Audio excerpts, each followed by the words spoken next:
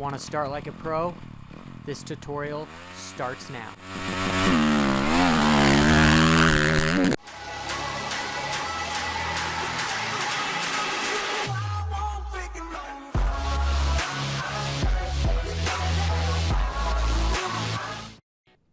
So let's start from the ground up. Gate position is the first thing I want you guys to think of. It all depends on your gate position, your points in the series. Different promoters do different things. For educational purposes, let's just say you get a pick first. You want to pick a very straight rut behind the gate, and then it also has to be in line with the rut in front of the gate. That's very important, but people seem to miss that. What's wrong with this picture? You guessed it. Behind the gate is fairly straight, but in front of the gate, it's not straight at all. Here's another example. What is wrong with this picture? If you said, Johnny, it's not straight, then you are correct.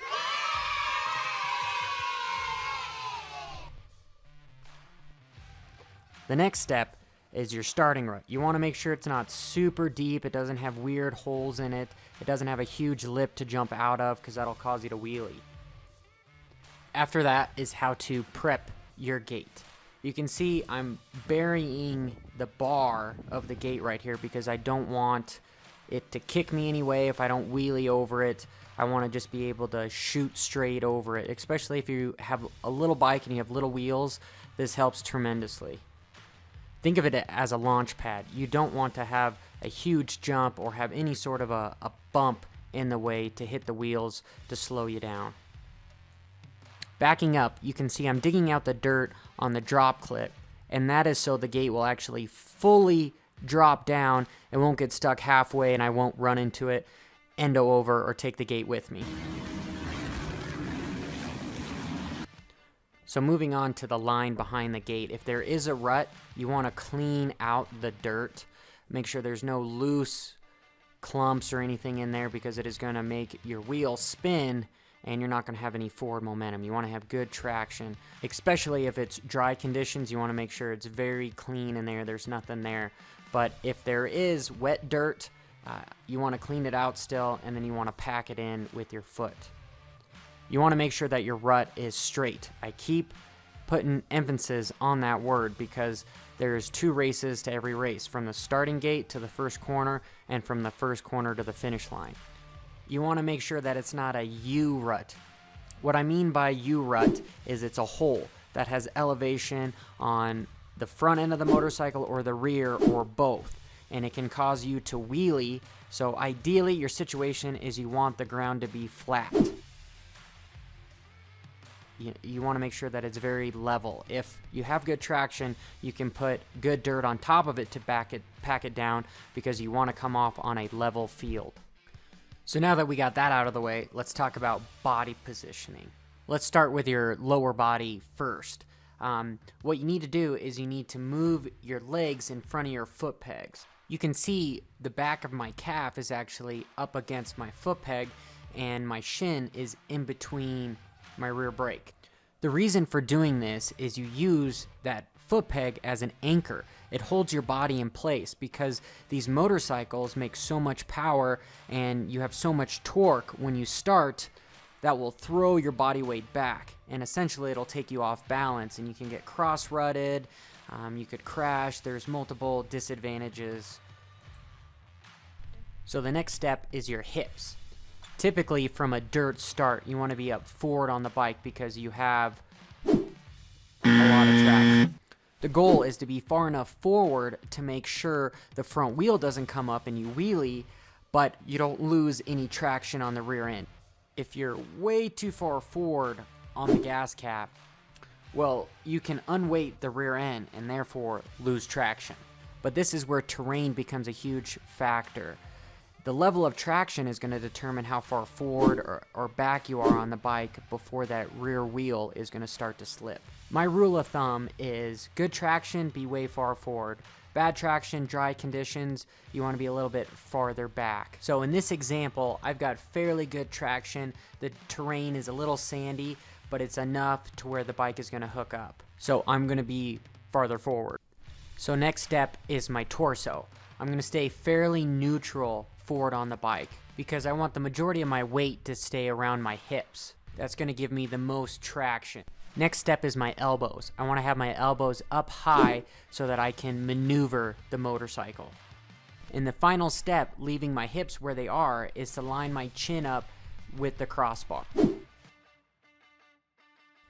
So for better reference, I'm just going to do a quick 360 so you can pay attention to my body position.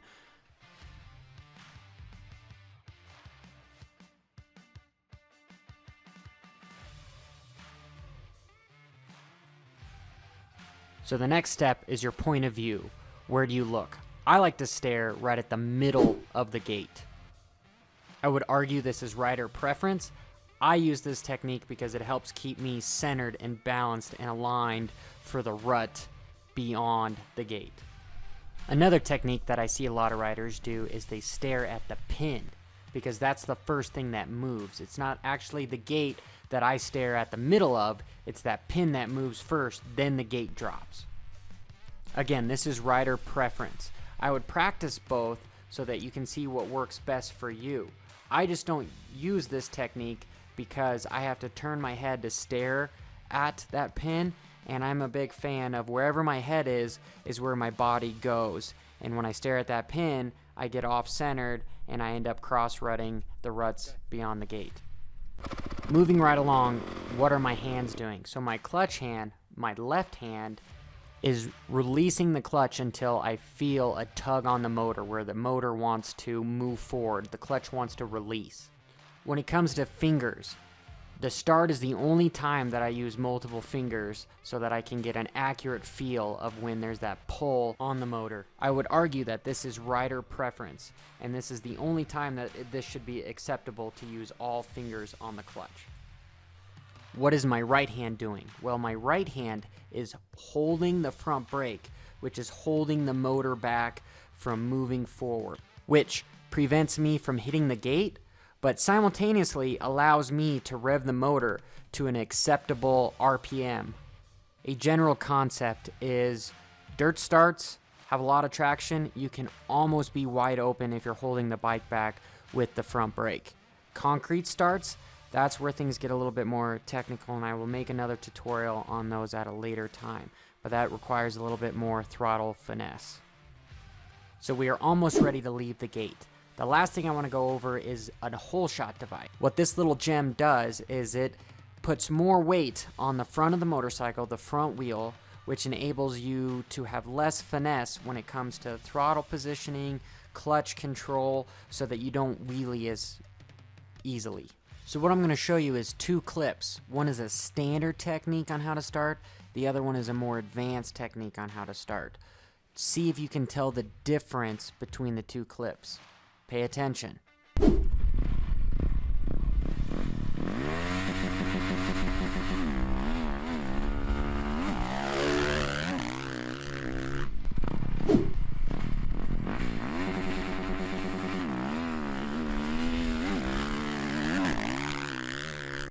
It's hard to spot. We're able to tell which one was the more advanced technique.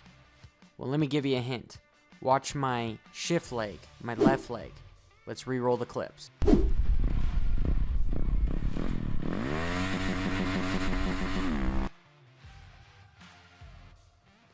Stop right there.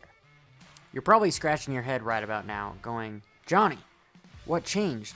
That looked normal. Well, you're exactly right. It is normal. That's the standard way of starting. It's the most easiest way to start. You lift your leg out of that nook of between the shifter and the foot peg.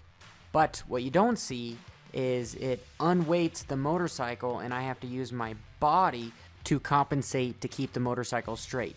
This is the technique you should start with when learning how to start. Let's roll the clip again.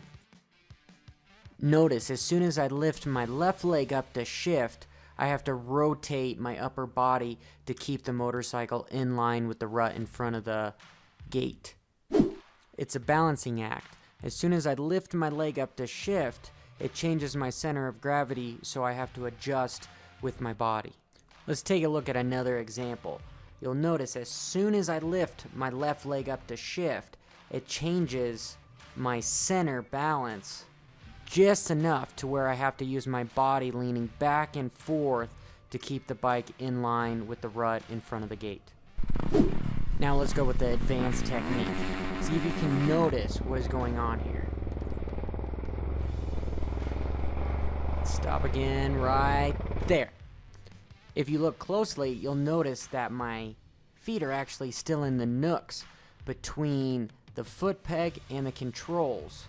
They are in the same position as we went over with lower body positioning at the beginning of this tutorial. I know what you're probably thinking. You're probably thinking, Johnny, that's so minute. How does that make a difference? How do you shift?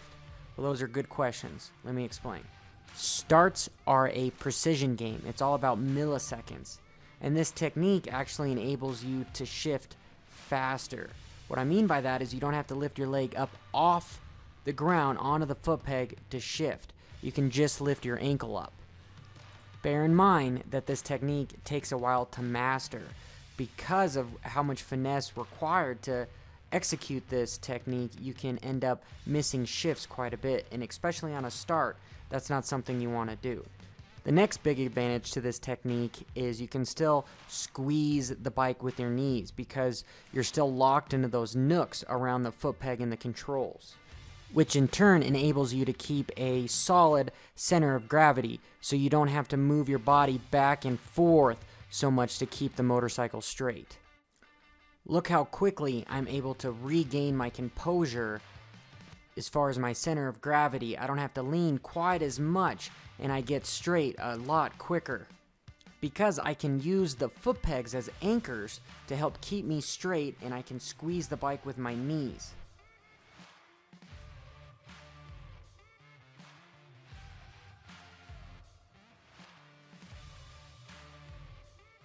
That concludes our tutorial on how to start like a pro. I hope this was helpful. Please leave a comment below if you have any questions for me. Please subscribe. I'm going to make some more tutorials in the coming weeks. Stay tuned.